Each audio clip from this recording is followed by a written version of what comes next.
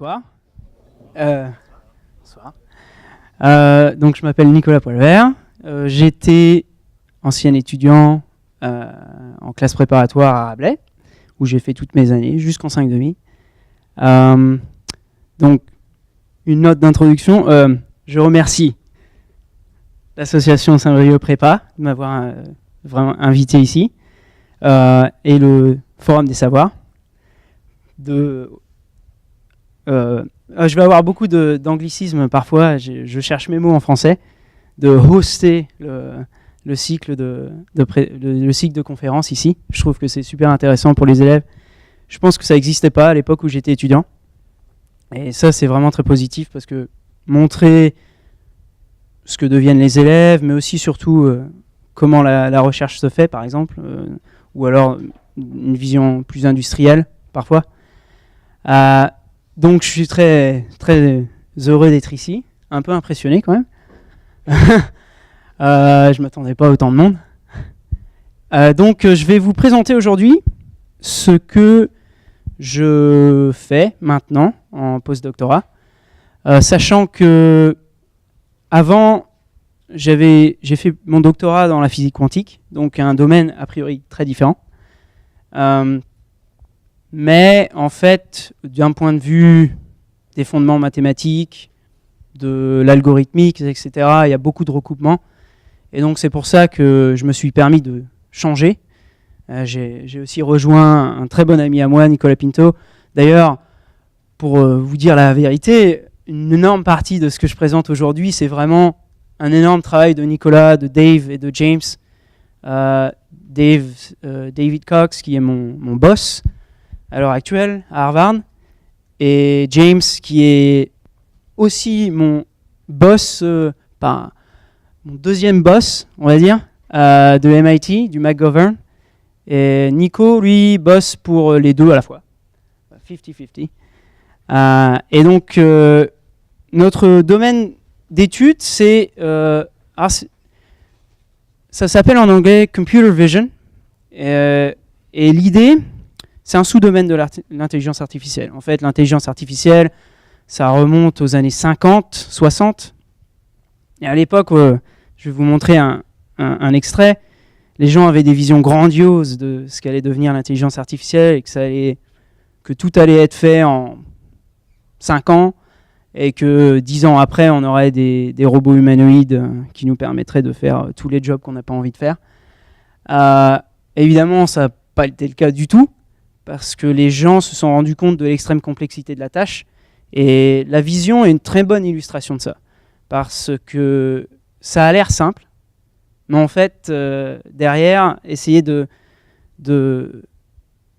faire apprendre à un ordinateur comment reconnaître des objets dans une scène, ou dans une image, ou dans une vidéo, c'est quelque chose qui est extrêmement difficile. Et je vais essayer de vous expliquer pourquoi.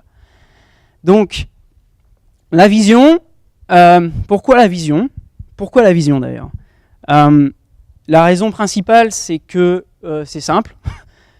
30 à 50% de votre cerveau est dédié à la vision, ou ce qu'on appelle le visual processing. Donc, recevoir une image sur votre rétine, l'envoyer à l'arrière de votre cerveau, et tout analyser pour pouvoir savoir que, par exemple, je suis face à une assemblée, qu'il y a une caméra ici, qu'il y a une bouteille d'eau là, Nicolas est là, il y a des tables là-bas.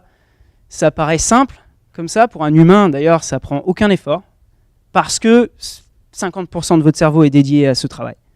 Donc 50% de votre cerveau, c'est quand même 50% de 100 milliards de neurones, et c'est surtout 50% de 100 trilliards de connexions synaptiques entre vos neurones. Donc c'est quand même assez important d'un point de vue biologique, et donc ça explique pourquoi la vision est absolument capitale. Il y a une deuxième... alors la raison de ça, c'est que pour vous reconnaître un objet, même très rapidement, vous êtes très fort à le faire. Donc je ne sais pas si vous avez vu un lion ou un petit chat avec une tête de grenouille, ou alors évidemment Hangover, ça c'est un très bon film d'ailleurs, si vous ne l'avez pas vu, je vous le conseille vraiment. L'idée c'est que en 100 millisecondes, en gros, vous avez analysé ces images et en gros vous vous rappelez qu'il y avait un lion à un moment, peut-être vous ne vous rappelez pas toutes les images, mais si je vous les faisais reflasher comme ça, vous seriez très rapide à capturer l'essence de l'image. Une deuxième raison de pourquoi on étudie la vision, c'est une raison plus théorique, on va dire. Dans le domaine de l'intelligence artificielle, les gens, au bout de 20-30 ans, se sont rendus compte que si jamais on arrivait à résoudre ce problème, que je vais essayer de vous exposer, en gros, pour faire simple, et je simplifie à l'extrême, en gros, on aurait résolu une énorme partie du problème de l'intelligence artificielle. C'est-à-dire que si on a ça, on est capable de faire énormément de choses, et notamment des voitures qui se conduisent toutes seules. C'est quasiment illimité ce qu'on peut faire, parce que il existe énormément de jobs dans le monde où, à l'heure actuelle, seuls les humains peuvent le faire. Et seuls les humains peuvent le faire parce que ce sont les seules créatures à avoir un système visuel perfectionné. Si on arrivait à avoir un ordinateur de pouvoir faire ça, on pourrait le faire beaucoup plus rapidement, 24 heures sur 24. Peut-être que des gens perdraient leur job, c'est vrai. Mais ça voudrait dire qu'on pourrait focaliser, nous, à avoir un job plus intéressant, qui serait de développer des modèles. C'est beaucoup plus intéressant. Donc ça, c'est un peu une vision de motivation. Et pour revenir un petit peu à l'anecdote des premiers jours de l'intelligence artificielle, voilà un papier. Donc c'est un Summer Project. C'est le Summer Vision Project par Seymour Papers, qui est un des grands noms de l'intelligence artificielle. Donc c'était au MIT en 1966. Et à l'époque, il disait, bon bah voilà, donc ce semestre, donc on va prendre 2 master students, donc 2 étudiants en master, et en 3-4 mois, on va wrapper le machin, et puis à la fin, on aura un système visuel qui sera à peu près correct, et puis on aura déjà fait ça, et ensuite on va passer à autre chose. Alors évidemment, ils étaient un petit peu optimistes quand même, et je vais essayer de vous montrer un petit peu des détails de pourquoi ils ont fait cette erreur-là. Et c'est normal, je veux dire, à l'époque, ça commençait, donc ils ne pouvaient pas savoir qu'il y avait une telle complexité sous-jacente. Donc, spécifiquement, je vais parler plus spécifiquement, parce que la vision, c'est beaucoup de choses, mais spécifiquement de la reconnaissance d'objets.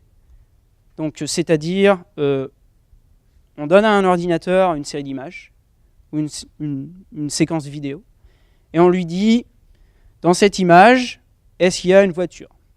Et l'ordinateur, il est censé nous dire, avec 92% de probabilité, je pense qu'il y a une voiture. Et donc, c'est très important parce que si on a la reconnaissance d'objets, en gros, on résout énormément de problèmes d'ingénierie. Donc, je vais rentrer un petit peu là-dedans. Et en gros, l'idée, c'est qu'au niveau des humains, nous, notre cortex visuel, ce qui est incroyable, c'est que c'est extrêmement rapide. Là, ça flash très vite, mais je pense que vous reconnaissez les objets systématiquement. C'est super précis. On est capable de focaliser notre attention sur des parties très précises de l'image. Par exemple, l'oreille droite de Yoda.